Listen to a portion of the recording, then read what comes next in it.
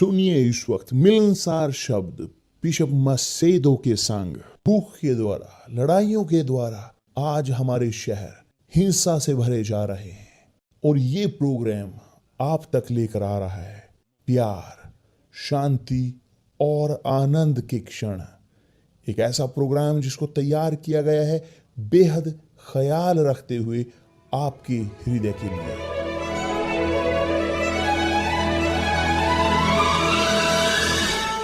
और अब आपके साथ मिलनसार शब्द बिशप मसेदो के।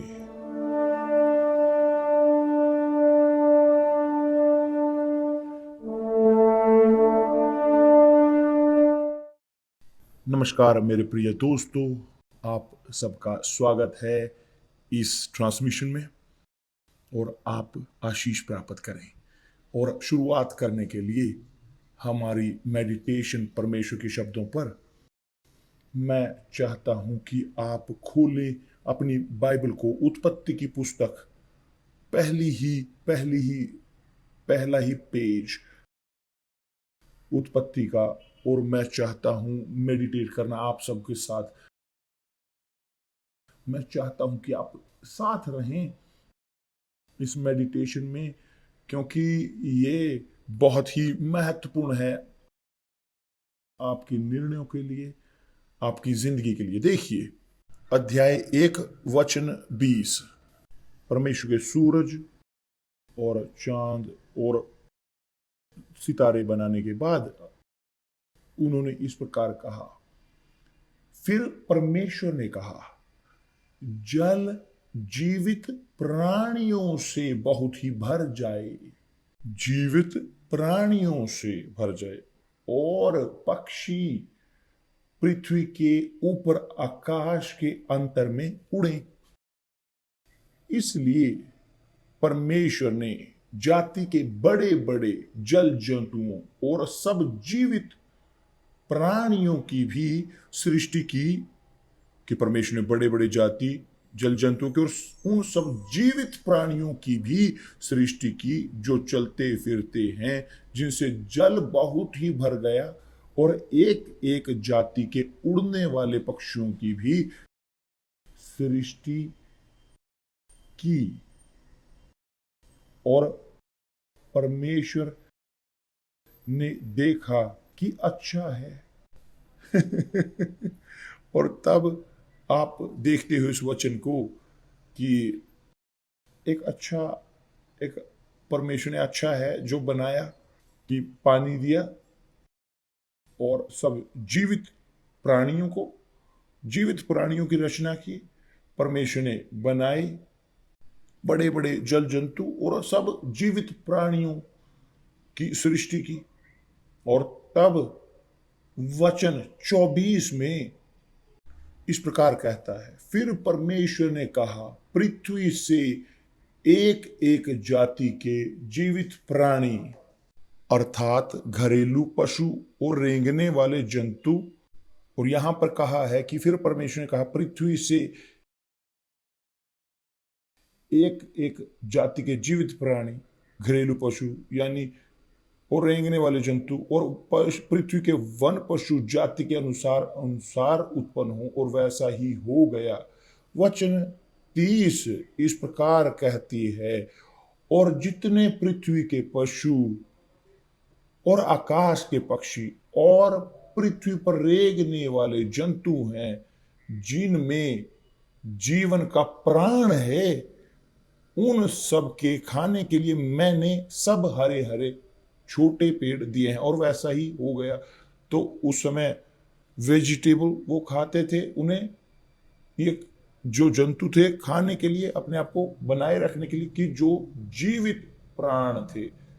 अगले अध्याय 2 में आप देखते हो कि वचन 19 में इस प्रकार कहता है, और परमेश्वर भूमि में से सब जाति के बनैले पशु और आकाश के सब भांति के पक्षियों को रचकर आदम के पास ले आया, कि देखे कि वह उनका क्या क्या नाम रखता है।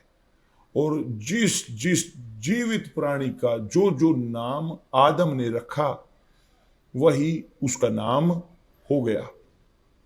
तो यहां पर हम देख रहे हैं कि आदम ने वह परमेश्वर का कोऑपरेटर था कि परमेश्वर ने पशुओं को बनाया, जीवित प्राणियों को, और आदम ने उन्हें उनके नाम दिए, हर एक पशु के नाम को।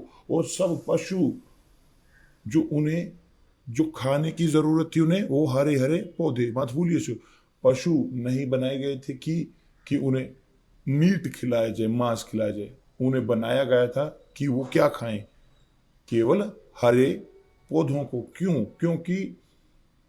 क्योंकि जो हरे पौधे, जो छोटे पौधे होते हैं, वो धरती से पैदा होते हैं, और मीट और मांस खाना वो पशु को उसको लिए त्याग करने की जरूरत होती है। तो परमेश्वर नहीं चाहते थे मृत्यु आए।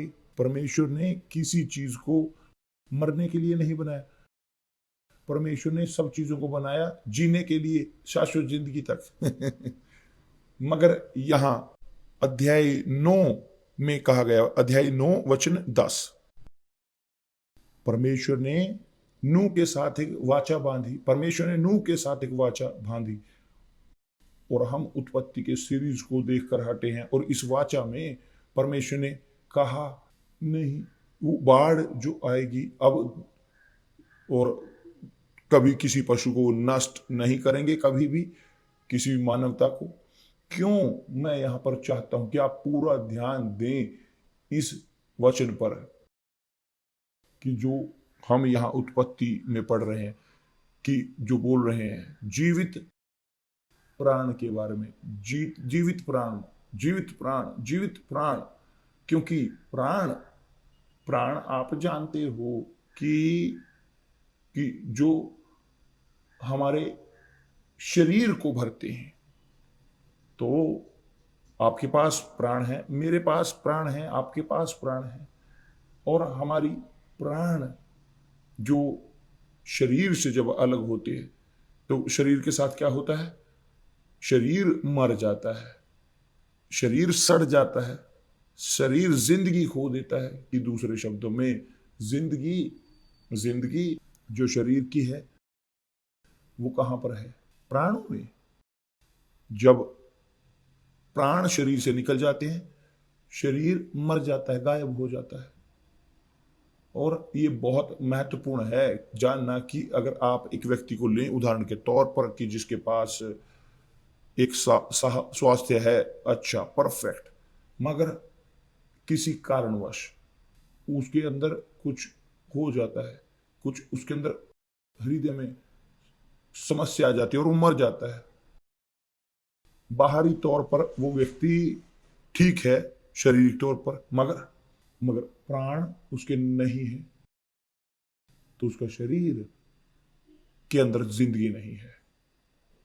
कहां मैं पहुंचना चाहता हूं? मैं पहुंचना चाहता हूं इस प्रकार, जो निष्कर्ष जहां पर मैं पहुंचना चाहता हूं, जो हम निष्कर्ष जो निकालते हैं, शरीर बेशक परफेक्ट हो, मगर आत्मा अगर उसमें अंदर नहीं होगी, प्राण नहीं होंगे, शरीर का कोई लाभ नहीं है। इसी प्रकार है जिंदगी।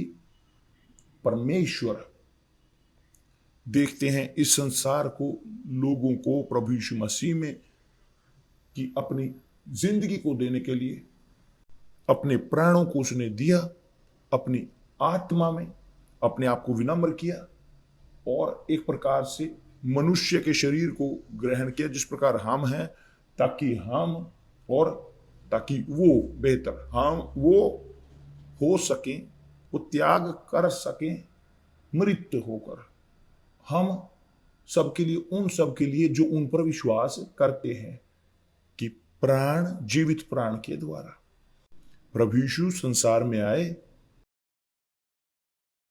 हम सबकी आत्मा को, प्रत्येक की आत्मा को बचाने के लिए, केवल आपको बताने के लिए, एक आइडिया देने के लिए, कि इस आत्मा के बारे में बताने के लिए। जब हम एक सिर का दर्द महसूस करते हैं, ये जो आत्मा है व्यक्ति की, जो दुख सहती है, दर्द आत्मा में है जो महसूस करती है। तो आत्मा सिर में जो दर्द होता है, जो उसके शरीर में होता है, जब आपके पेट में दर्द होता है तो आपकी आत्मा है जो आपके शरीर में, वहां पेट में उसको सहती है। उदाहरण के तौर पर मैं आपको बोल रहा हूं, मैं आपको एक्सप्रेस कर रहा हूं, ये मेरी आत्मा है जो मेरे होठों को इस्तेमाल कर रही है, कि जो इस्तेमाल कर रही है मेरी समझदारी को, कि जो इस्तेमाल करके मेरे कारण को आपसे बात करने के लिए जब आप बोलते हो यही चीज है, और या वाइस वर्सा।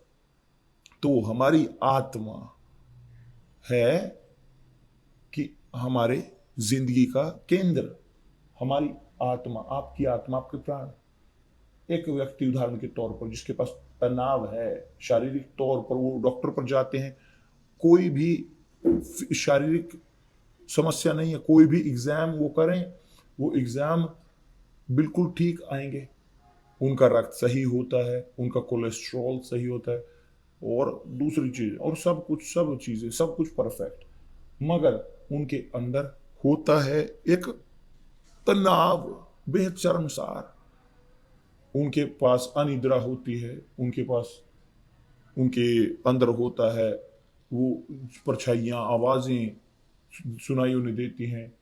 वो एक प्रकार की रचना है जो उदास होती है, जो उदासी में जी रहे होते हैं, उनके अंदर जीने की इच्छा नहीं होती, वो मरना चाहते हैं, वो हमेशा बड़े, बहुत बड़े दर्द को सहते रहे। और तब है आत्मा। आत्मा जब एक व्यक्ति के अंदर समस्या होती है डिप्रेशन की, ये आत्मा है जो दर्द को सहती है शरीर में, ना कि शरीर नहीं है, आत्मा में। आत्मा है जो महसूस करती है। कुछ समय पहले मैंने सुना था एक एक सेलिब्रिटी के बारे में बोलते हुए इस प्रकार की, देखिए मैं प्रीफर करता हूं कि कैंसर मेरे अंदर हो कि तनाव से ज्यादा बेहतर, क्योंकि कैंसर, कैंसर हम ट्रीट कर सकते हैं, उसका इलाज हो सकता है, वो स्वस्थ हो सकते हो, क्योंकि हम जानते हैं कि कहां पर बुराई है। मगर डिप्रेशन हम नहीं जानते कि कहां है, कहां पर दुख होता है।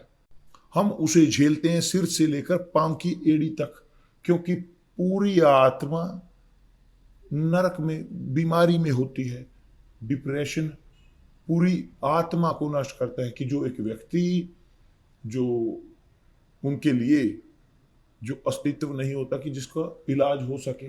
पूरे संसार इसी प्रकार है, इसीलिए उसे चारों ओर के कमरे में बंद होकर वो रहें, दूसरे लोगों से दूर।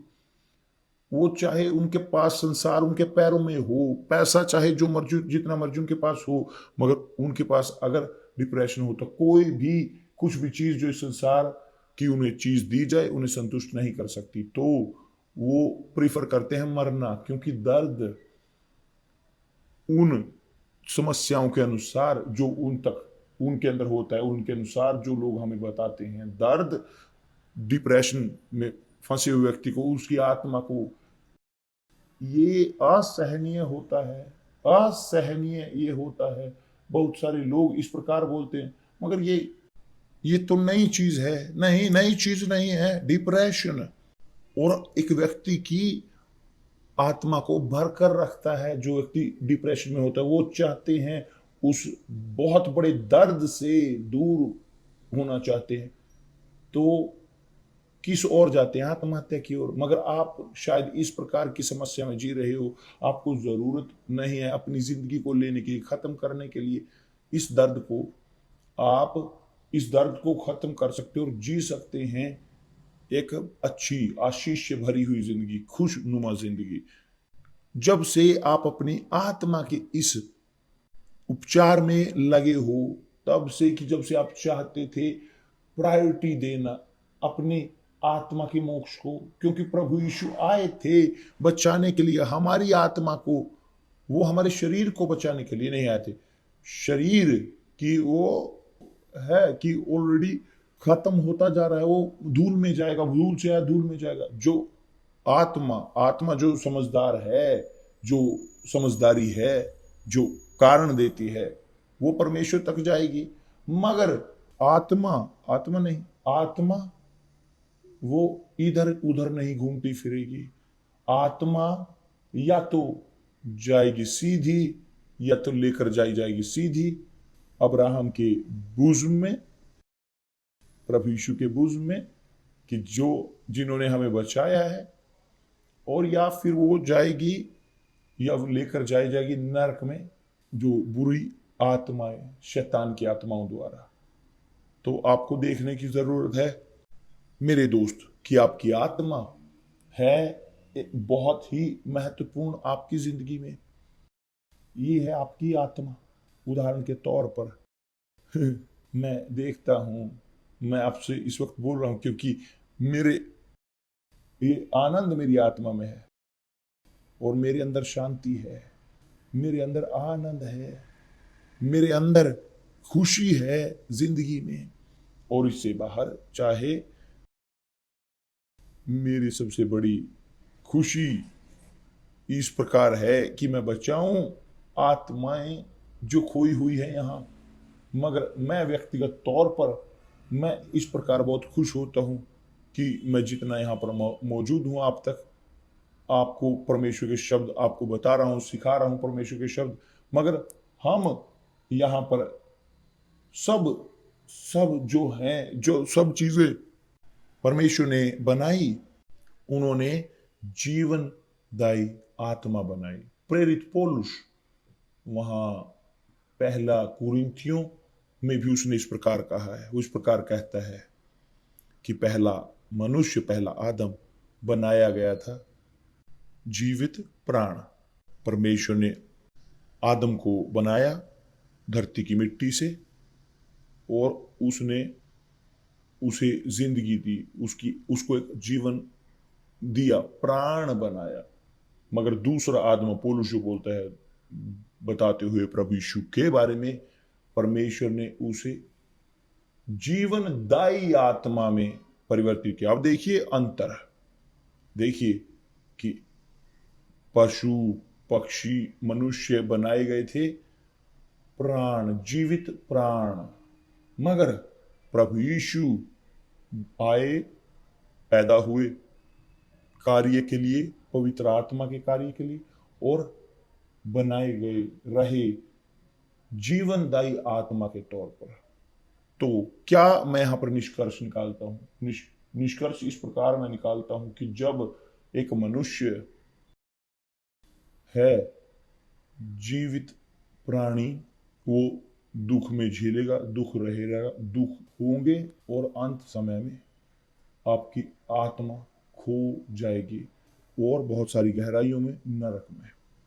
अगर आप परिवर्तित ना हो या बदले न जीवनदायी प्राण के रूप में, तो यीशु आए ताकि परिवर्तित कर सके हमारी आत्मा को प्राणों से जीवनदायी आत्मा में। इसीलिए उन्होंने बोला है यूहन्ना अध्याय 3 कि जो नहीं पैदा हुए पानी से, कि जो है परमेश्वर के शब्द और पवित्र आत्मा से, वो प्रवेश नहीं कर सकते परमेश्वर के राज्य में। अगर आप परमेश्वर के राज्य में प्रवेश करना चाहते हो, अगर आप बचाव में रहना चाहते हो, एक व्यक्ति को आत्मा, जीवनदायी आत्मा होने की जरूरत है। और जीवनदायी आत्मा है, जो आत्मा जीवनदायी होती है, वो एक झरना होते हैं कि जो यीशु ने किया, जो बनाया उन लोगों की जिंदगी में, कि जो इन पर जिन्होंने विश्वास किया, कि जिन्होंने अपनी जिंदगी को उन्हें समर्पित किया, जिनकी जिंदगी में उन्होंने अपने पापों से पश्चाताप किया, और जो बचाए गए इस संसार से सड़े हुए, और जो जीना उन्होंने शुरू किया एक सहभागिता में, एक परमानेंट कम्युनिकेशन में परमेश्वर के साथ। तो आप इस वक्त जो मुझे सुन रहे हो, देख रहे हो, यहाँ पर हम धर्म के बारे में नहीं बोल रहे, ABC या D, हम यहाँ धर्म के बारे में नहीं बोल रहे, हम यहाँ पर जाति या भाषा के बारे में नहीं बोल रहे, यहाँ पर हम आपकी सोशल परिस्थितियों के बारे में नहीं बोल रहे, हम यहाँ पर बोल रहे हैं आत्मा, कि जो सब मनुष्य के पास, सब लोग जो हैं लोग उनकी जिंदगी में, कि जो प्राणियों में हैं, सब लोग हैं जब हम अपनी माता से पैदा होते हैं तो हम जीवन प्राणी, हम जीवित प्राणी में पैदा होते हैं। मगर जब हम परिवर्तित होते हैं अपनी जिंदगी को प्रभु यीशु को सौंपते हुए, जब हम पश्चाताप करते हैं अपने पापों से, जब हम परमेश्वर के शब्दों का पालन करते हैं, जब आज्ञा का पालन करते हैं परमेश्वर के शब्दों का और जीते हैं उनकी आज्ञाकारिता में, तो पवित्र आत्मा हमें बनाती है, दोबारा पैदा करती है। और तब एक बार दोबारा पैदा होकर हम आत्मा जीवनदायी में परिवर्तित होते हैं। हम जीवनदायी आत्मा में पैदा होते हैं। प्रभु यीशु ने कहा है कि जो शरीर से पैदा होते हैं वो शरीर हैं कि जो है प्राण, जो जीवित प्राण है, प्राणी है, वो शरीर में है। कि जो शरीर से पैदा होते हैं वो शरीर हैं, मगर जो पवित्र आत्मा से पैदा होते हैं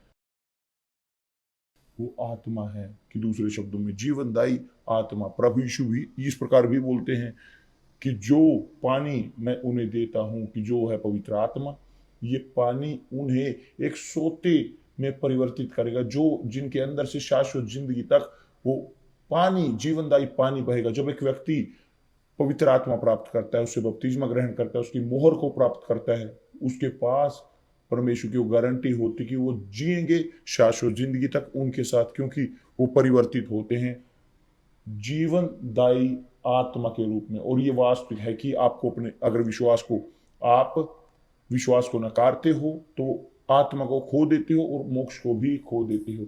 और आपको लड़ने की जरूरत है, आपको मेंटेन रखने की जरूरत है जीवित विश्वास को, आपको रास्ते को बनाए रखने की जरूरत है, कि आपको बनाए रखने की जरूरत है परमेश्वर के शब्दों में, उनके आज्ञा का पालन करते हुए अंत तक, ताकि आए और हम ग्रहण करें शाश्वत जीवन प्रभु यीशु मसीह के साथ। तो मेरे दोस्त, पढ़ें बाद में इन वचनों को कि जो बोलते हैं क्रिएशन के बारे में, पशुओं की और पक्षियों की, जंतुओं की, आदमी की। आत्मा, प्राण सबके पास बनाई गई, प्राण सबको जो दिए गए हैं परमेश्वर द्वारा। मगर जब आए पवित्र आत्मा, उन्होंने हमें बनाया कि हम आत्मा, जीवनदायी आत्मा में हम परिवर्तित हो सके। यही प्रभु यीशु ने हमारी जिंदगी में किया कि हम बने जीवनदायी आत्मा, और हमारे पास शाश्वत जिंदगी की गारंटी है। जो नहीं है, परमेश्वर आप सबका भला करे। तो कल मिलते हैं प्रभु यीशु मसीह के नाम से।